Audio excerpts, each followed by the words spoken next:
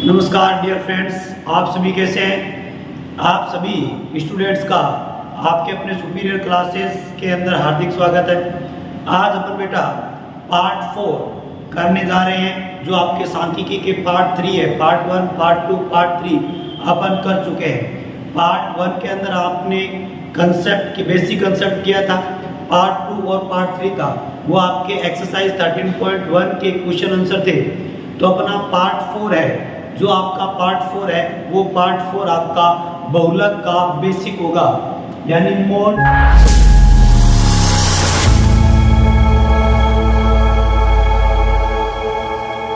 का बेसिक होगा। बात करते हैं बेटा बहुलक की, यानी मोड की। इसका बेसिक क्या है?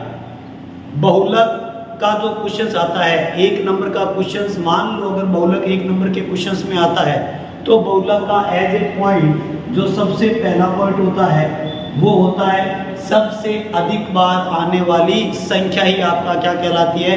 बहुलक कहलाती है। क्या होता है? सबसे अधिक बार आने वाली संख्या। जो आपका कोई भी नंबर है, कोई भी डाटा है, वो डाटा अगर मैक्सिमम टाइम आ रहा है तो वो संख्या ही, वो डाटा ही आपका क्या कहलाएगा? मोड कहलाएगा। ये वो क्वेश्चन बता रहा हूँ जिसके अंदर आपका ग्रुप्ड नहीं बना हुआ है, अनग्रुप्ड डाटा है, उनकी बात कर रहे हैं। यानी जो नॉर्मल क्वेश्चन आता है ग्रुप के अंदर नहीं आता, वर्ग अंतराल के अंदर नहीं आता। जो नॉर्मल क्वेश्चन आते हैं उन क्वेश्चन में बहुलक क्या होता है? सबसे अधिक बार आने वाली संख्या। फॉर एग्जाम्पल, अपन ने एग्जाम्पल लिया, क्या एग्जाम्पल लिया? जैसे मैंने लिख दिया 2 7 8 5 3 2 7 8 2। ये डाटा दिए हुए हैं और आपको बोल दिया कि दिए गए डाटा का, दिए गए आंकड़ों का बहुलक ज्ञात कीजिए। तो आप देखो सबसे अधिक बार कौन सी संख्या है? 2 2 2 2 है, 2 है, वो आपका 3 बार आया है। तो सबसे अधिक बार कौन आया है? 2 आया है। तो आपका बहुलक है वो क्या आएगा? इस क्वेश्चन का जो बहुलक है वो आपका कितना होगा बेटा? 2 होगा। अब आपके बच्चों का एक क्वेश्चन होता है कि मान लो सर, आपके जो सबसे अधिक बार आने वाली संख्या है उनकी फ्रीक्वेंसी, बारंबारता समान हो जाए। जैसे आपका क्वेश्चन, यही क्वेश्चन डाला मैंने एग्जाम्पल में, जैसे 2 7 8 5 3 2 7 8 2 7। अब आप देख रहे हैं कि 2 भी कितनी बार है? 3 बार। 7 भी कितनी बार है? 3 बार। तो कहने का मतलब ये हुआ कि 2 की भी बारंबारता 3 है और 7 की भी बारंबारता 3 है। दोनों की फ्रीक्वेंसी क्या है? बराबर है। यानी जो सबसे अधिक बार, जो सबसे बड़ी फ्रीक्वेंसी है वो 2 डाटा की है, एक 2 की है और एक 7 की है। तो मैक्सिमम फ्रीक्वेंसी यदि 2 या 2 से अधिक डाटा की इक्वल है तो उस केस में आपका बेटा बहुलक है वो मैक्सिमम फ्रीक्वेंसी वाले दोनों डाटा होंगे। यानी 2 भी आपका बहुलक है और 7 भी आपका क्या है? बहुलक है। अब इसका जो थर्ड पॉइंट बनता है, बहुलक का थर्ड पॉइंट बनता है, मान लेते हैं सारे डाटा सेम फ्रीक्वेंसी में हैं। मान लो कि सारे के सारे डाटा सेम फ्रीक्वेंसी में हैं। जैसे आपका यहाँ पे मैंने क्या लिखा है? सेम फ्रीक्वेंसी, यानी सभी की बारंबारता समान है, सभी आंकड़ों की बारंबारता समान है। तो उस केस में आपका बहुलक क्या होगा? तो बेटा जैसे एग्जाम्पल दिया मैंने आपको, मैंने लिखा 2 7 5 8 3। आप देख रहे हैं 2 की फ्रीक्वेंसी भी 1 है, 7 की फ्रीक्वेंसी भी 1 है, 5 की फ्रीक्वेंसी भी 1 है, 8 की भी 1 है और 3 की भी 1 है। सभी की बारंबारता समान है। उस केस में आपका बेटा जो बहुलक होगा वो सबसे बड़ी संख्या ही आपका क्या कहलाएगा? बहुलक कहलाएगा। सबसे बड़ी संख्या, जैसे इनके अंदर सबसे बड़ा नंबर क्या है? 8। तो आपका बहुलक है वो आपका क्या होगा बेटा? वो आपका 8 होगा।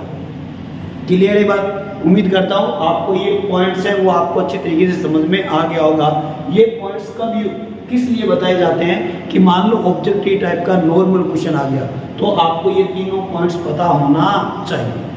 अब अपन बात करते हैं जब अपने पास डाटा ग्रुप डाटा है यानी वर्ग अंतराल में डाटा है उस केस में बहुलक क्या होता है।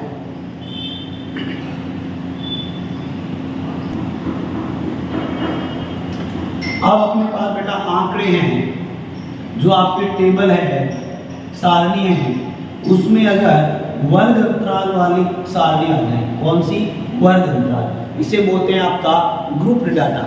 अगर डाटा ग्रुप के अंदर आए तो आपका बहुलक का फॉर्मूला क्या होता है। तो बहुलक का फॉर्मूला होता है बेटा L plus bracket F1 minus F0 बट्टे 2F1 minus F0 minus F2 bracket बंद गुणा H। ये फॉर्मूला आपको याद करना पड़ेगा। अब ये फॉर्मूला याद करने की ट्रिक्स मैं बता सकता हूँ या फिर कोई बच्चा ऐसा हो जो सीधा याद कर सकता है उस बच्चे की तो बराबरी नहीं हो सकती। अगर जो बच्चा ट्रिक के साथ याद करना चाहता है इस फॉर्मूले को तो देखो बेटा क्या है कैसे याद करोगे आप लोग। आप लिख सबसे पहले L प्लस ब्रैकेट बनाओ इनटू H ये तीन तो आप याद रखो L प्लस ब्रैकेट और गुणा क्या लगा दो H लगा दो। क्लियर है बात यस या नो। आप सबसे पहले L प्लस फिर ब्रैकेट यानी किसका फॉर्मूला बहुलक का L प्लस फिर ब्रैकेट गुणा H। अब आपको क्या करना है एक बट्टा लगाना आपको याद रखना है 10 बट्टे 102। क्या याद रखोगे 10 बट्टा 102 तो आपने लिख दिया 10 बट्टा 102 10 बट्टा 102। अब सभी के ऊपर इन 10 बट्टा 102 नंबर्स को पदों में रखना यानी बॉटम में रखना और उसके आगे क्या लगा दो F लगा दो। ये लगा दिया F F F F F और प्रत्येक दो F के बीच में आप क्या कर दें माइनस का सिंबल लगा दें माइनस माइनस माइनस। जो आपका F जो आगे आगे आ रहा है ये देखो F1 तो नीचे वाले F1 के आगे किससे मल्टीप्लाई करनी है 2 से मल्टीप्लाई करनी है। तो आपका बहुलक का फॉर्मूला क्या हो गया L प्लस ब्रैकेट में F1 माइनस F0 बटा 2F1 minus F0 minus F2 bracket में गुणा H। अब बात करते हैं अपन लोग कि सर ये आपका F1 क्या होता है F0 क्या होता है F2 क्या होता है L क्या होता है H क्या होता है। तो अपन सबसे पहले F1 को समझते हैं। आप सपोज करो या आप खुद को ही पता है आप मुझे ये बताएं कि आप लोगों की क्लास है आप 10th क्लास के बच्चे हो आपके मैथ्स टीचर ने आपका टेस्ट लिया और आपसे पूछा गया कि बताएं आपकी क्लास में नंबर 1 पोजीशन पर कौन है फर्स्ट रैंक पर कौन है। तो आप लोग किसे डिसाइड करेंगे तो आप लोग यही कहेंगे ना कि जी सर जो सबसे ज़्यादा नंबर लेके बैठा है वो विद्यार्थी 1 नंबर पर बैठा रहेगा वही बच्चा होशियार है वही बच्चा टॉपर है। ऐसा ही समझोगे यस या नो क्लियर है। अब इस बात से आप सहमत हैं क्या आपके क्लास में जैसे मान लो मैंने आप लोगों का टेस्ट लिया मैथ्स का टेस्ट लिया 50 नंबर का और मान लो सबसे ज़्यादा नंबर सबसे हाईएस्ट नंबर है वो 48 है तो 48 नंबर लेने वाला विद्यार्थी आपकी क्लास का नंबर 1 बच्चा है टॉपर है नंबर 1 बच्चा है। क्लियर बात या आपको इस बात से सहमत हो। इसका मतलब ये हुआ नंबर 1 को मैं क्या समझाना चाह रहा हूँ मैं ये समझाना चाह रहा हूँ कि नंबर 1 का मतलब क्या हुआ। नंबर 1 का मतलब ये हुआ कि आपकी फ्रीक्वेंसी जो सबसे ज़्यादा बड़ी है वो फ्रीक्वेंसी आपकी क्या कहलाएगी F1 कहलाएगी। समझ रहे हो आप समझ रहे हो। तो यानी F1 है वो आपका क्या है सबसे बड़ी बारंबार सबसे बड़ी बारंबारता है वो आपकी क्या है F1 है। अब बात करते हैं कि F0 और F2 क्या है। आप मुझे बताओ क्या आपको काउंटिंग आती है, नंबरिंग आती है? बिल्कुल आती है। मैंने यहाँ लिखा 1, ये 1 आपने पहचान लिया, जिसे आप लोग क्या बोलते हो, F1। ठीक है ये बात। अब 1 के ऊपर 0, 1 के नीचे क्या होता है 2, तो इसका मतलब ये F0 और ये F2, यानी आपके सबसे बड़ी बारंबारता के ठीक ऊपर वाली बारंबारता F0 होती है और सबसे बड़ी बारंबारता के ठीक नीचे वाली बारंबारता वो आपकी F2 कहलाती है। तो इसका मतलब F0 क्या हुआ, आप लिखोगे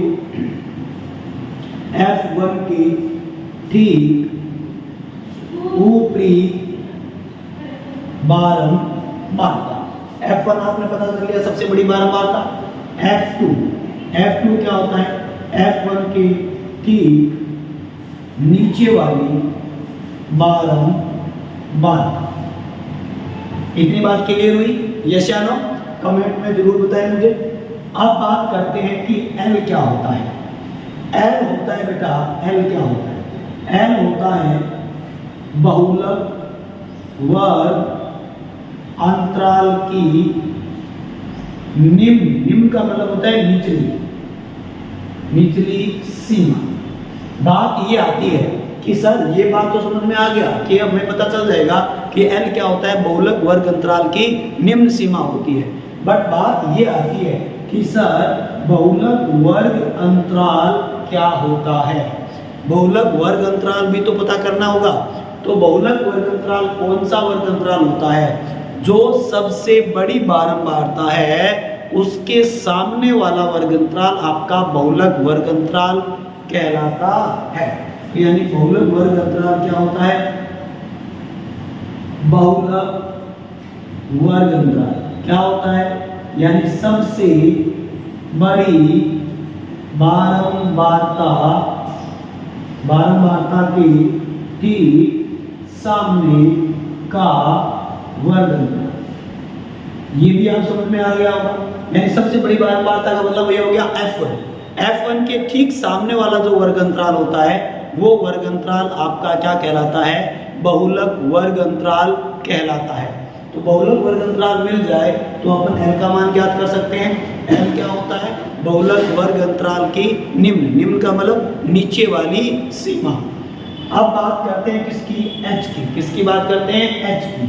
H क्या होता है बेटा, H होता है बहुलक वर्ग अंतराल का माप। क्या होता है, बहुलक वर्ग अंतराल का माप। जो आपने बहुलक वर्ग अंतराल निकाला है वो बहुलक वर्ग अंतराल का साइज क्या है, वो साइज ही आपका क्या कहलाता है, H कहलाता है। ये मानते हुए कि आपके उस ग्रुप डाटा में साइज क्या है, समान है। ये मानते हुए कि आपका वो साइज बहुलक वर्ग अंतराल के सभी बहुलक वर्ग मतलब सभी के सभी वर्ग अंतरालों का माप है, साइज है, वो क्या होना चाहिए, समान होना चाहिए। तो जैसे फॉर एग्जांपल मैंने यहाँ पर दिया, आपको एक नॉर्मल एग्जांपल दे दूँ। जैसे मेरे पास ये वर्ग है और ये फ्रीक्वेंसी है। अपन ने यहाँ पर लिखा 10 से 20, 20 से 30, 30 से 40, 40 से 50, 50 से 60। यहाँ पर फ्रीक्वेंसी डाल दी 2, 3, 9, 7, 5, ये फ्रीक्वेंसी डाल दी। अब देखो इन क्वेश्चंस के अकॉर्डिंग अपन इस टेबल के अंदर पता करेंगे। सबसे पहले F1 सबसे बड़ी बारंबारता कौन है, 9, तो ये आपका क्या हुआ, F1। अब बात करते हैं F0। F1 के ठीक ऊपर वाला F0 होता है, इसके ऊपर कौन है, 3, ये आपका F0। F2 F1 के जस्ट नीचे वाला F2 होता है, तो ये आपका 7 क्या हो गया, F2 हो गया।